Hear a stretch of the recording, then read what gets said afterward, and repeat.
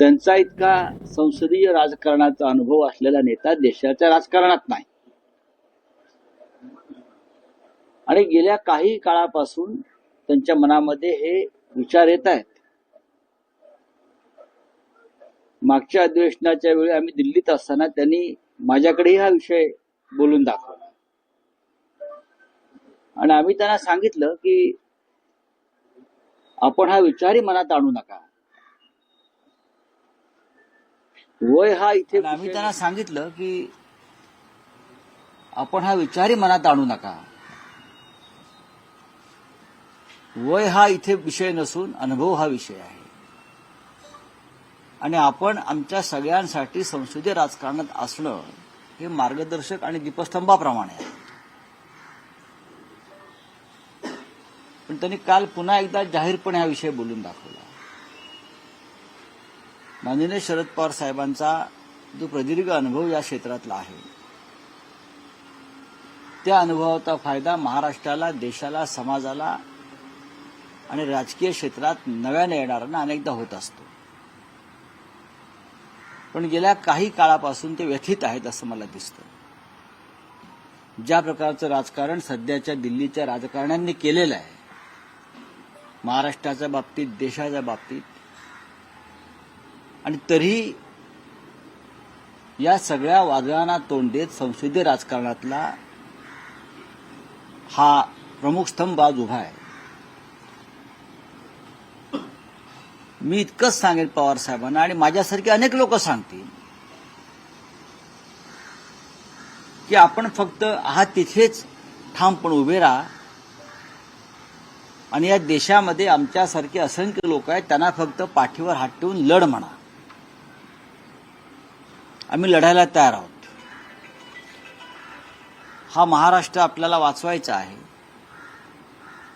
देश वाचवायचा आहे, त्यासाठी आपल्यासारख्या सेनापतींची आम्हाला कायमची गरज आहे. सांगायचे की कुठेतरी वय झालं आता तर कुठेतरी थांबा. जनता थांबवेल. जसं अजित पवार यांच्या सुविद्य पत्नी म्हणजे स्वतः अजित पवारच यांना जनतेनं लोकसभेत थांबवलं. राजकारणामध्ये किंवा संसदीय राजकारणामध्ये कोणाला थांबवायचे जनता ठरवते. तुम्ही आम्ही सांगून ते थांबवलं जात नाही. लोक मतदान करतात, लोक निवडून देतात.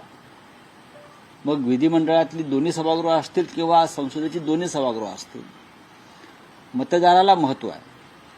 मी सांगतोय, अजितदादा सांगतात किंवा अन्य कोणी मिंधे सांगतायत म्हणून कोणी कोणाला थांबवू शकत नाही. उद्याच्या निवडणुकीत त्या बाबतीतची स्पष्टता अगदीच स्पष्ट होईल. काल माननीय उद्धव ठाकरे साहेब सध्या दौऱ्यावर आहेत. आज संध्याकाळी ते मुंबईत येतील, कोल्हापूर, रत्नागिरी, मग भिवंडीत जातील, मग राहुलजींच्या बीकेसी मधल्या सभेला उपस्थित राहतील. पण गेल्या काही दिवसापासून माननीय उद्धवजी एक विषय मांडतायत. त्याच्यामुळे देवेंद्र फडणवीस असतील, मुख्यमंत्री मिंदे असतील, त्यांच्या पोटामध्ये कालवा सुरू झालेला आहे. उद्धवजींचं म्हणणं आहे की आमचं सरकार आल्यावरती प्रत्येक जिल्ह्यामध्ये छत्रपती शिवरायांचं मंदिर आम्ही उभं करू, छत्रपती शिवाजीराजांचं. हा विषय अत्यंत महत्वाचा आहे.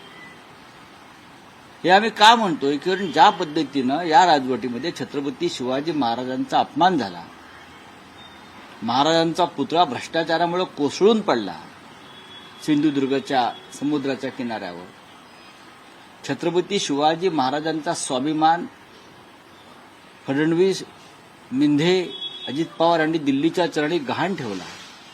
वारंवार जाऊन दिल्लीपुढे झोपतायत. महाराष्ट्राला प्रेरणा मिळावी म्हणून छत्रपती शिवाजी महाराजांचं मंदिर प्रत्येक जिल्ह्यात उभारू असं जेव्हा उद्धव ठाकरेजी सांगतायत आणि लोक त्यांना प्रतिसाद देत आहेत, याच्यामुळे त्यांच्या पोटात दुखणं विरोधकांच्या साहजिक आहे. काल देवेंद्र फडणवीस असं म्हणतायत, या संकल्पनेची चेष्टा केली देवेंद्र फडणवीस यांनी पुन्हा एकदा छत्रपती शिवाजी महाराजांचा अपमान केला. जेव्हा उद्धवजी सांगतात मी शिवरायांचं मंदिर उभारीन, तेव्हा शिवरायांच्या पुतळ्यात भ्रष्टाचार करणारे आणि घडवून आणणारे देवेंद्र फडणवीसांनी त्याची खिल्ली उडवली. काय म्हणाले तोंड वेंगाडून? काय बोलले काय ते की आधी तुम्ही मुंबऱ्यात उभा राहा. अरे मुंबऱ्यात क्या पाकिस्तानात उभारू? मुंबऱ्यात देवेंद्र फडणवीसना माहिती आहे का मुंबऱ्यामध्ये छत्रपती शिवाजी महाराजांचा किती मोठा पुतळा आहे? मुंबऱ्याच्या प्रवेशद्वारावरच. कधी गेलेच का मुंबऱ्यात?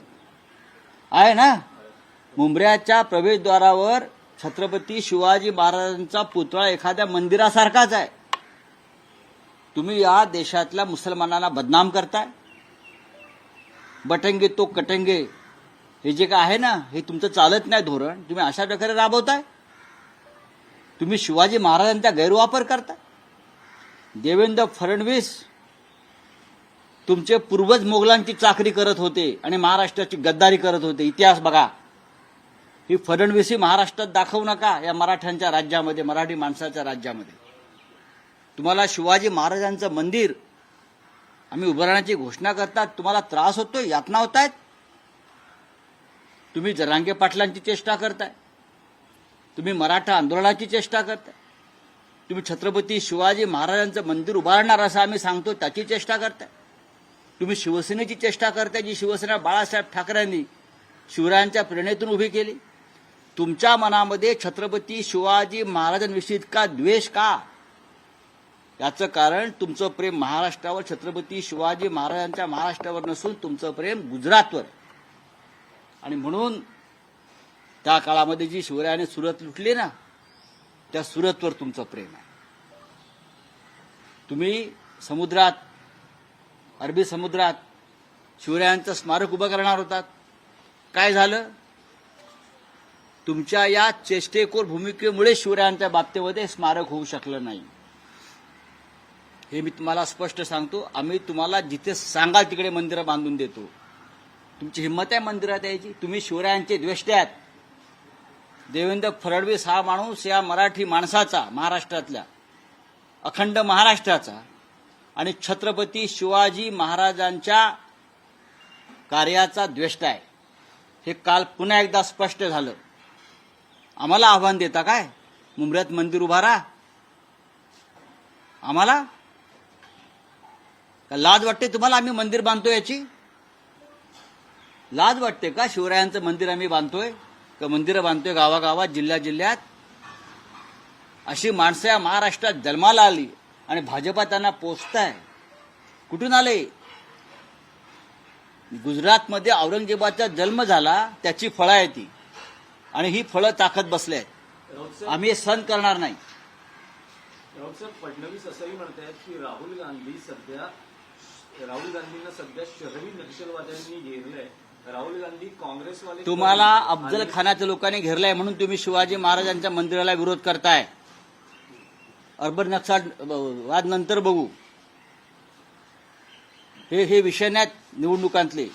छत्रपती शिवाजी महाराजांच्या मंदिराला देवेंद्र फडणवीस हा नतद्रष्ट माणूस विरोध करतोय, चेष्टा करतोय मंदिराची शिवाजी महाराजांच्या. मराठी माणसानं विसरू नये हे. तो कोणत्याही जाती धर्माचा, पंथाचा, पोट जातीचा असेल, मराठी म्हणून, हिंदू म्हणून देवेंद्र फडणवीस यांना जाब विचारावा लागेल. भारत जोडोमध्ये तुम्ही देखील होते राहुल गांधी सोबत. मात्र त्यांनी सांगितलं 180 संघटना, विध्वंस संघटना घेऊन ते चालले. आणि असं कोण म्हणतंय?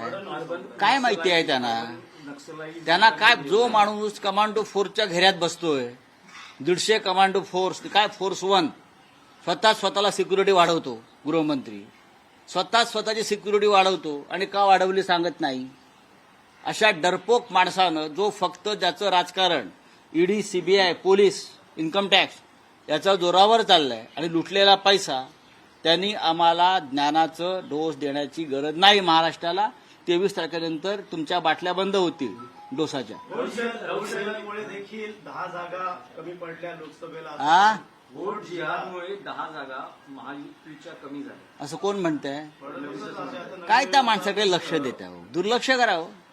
किती वेळा ते होट जिहाद करत बसलाय. अरे हरलात ना. जिथे होट जिहादचा तुमचं संकल्पना नाही तिकडे तुम्ही हरलेला आहात. तिथे हरलात.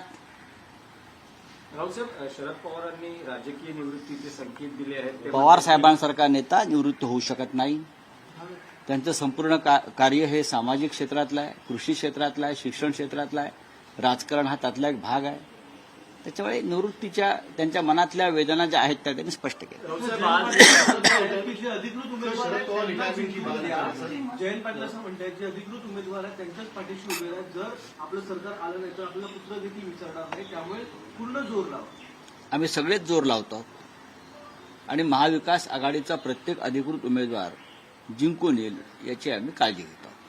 सर, हिंदी में जानना चाहेंगे। कल बारामती में शरद पवार थे, उन्होंने कहा है कि अब वो चुनाव नहीं लड़ेंगे। इसके पहले भी एक बार देखिए ये पहली बार नहीं हुआ है. पवार साहब ने ये कहा था कि मैं चुनाव नहीं लड़ना चाहता हूं, लेकिन हमें बार बार हमारे जैसे लोग हैं, उनके साथी हैं, उनके प्रेमी हैं, उन्हें आग्रह करते आए हैं कि आप इस तरह से रिटायर नहीं हो सकते. आप हमारे मार्गदर्शक है, दीपस्तंभ है. इस देश में पवार साहब जैसा 60 साल का संसदीय जीवन का अनुभव किसी के पास नहीं है. दरम्यान आपण बघितलं संजय राऊत बोलत होते आणि देवेंद्र फडणवीस हा डरपोक माणूस आहे. फडणवीसांनी उद्धव ठाकरेंची खिल्ली उडवली असं त्यांनी म्हटलं आणि मुंबऱ्यात काय तर पाकिस्तानात सुद्धा मंदिर उभारू असं आव्हान देखील त्यांनी फडणवीसांना दिलेलं आहे. देशातील मुसलमानांना बदनाम करू नका असा सल्ला देखील संजय राऊतांनी फडणवीसांना दिला.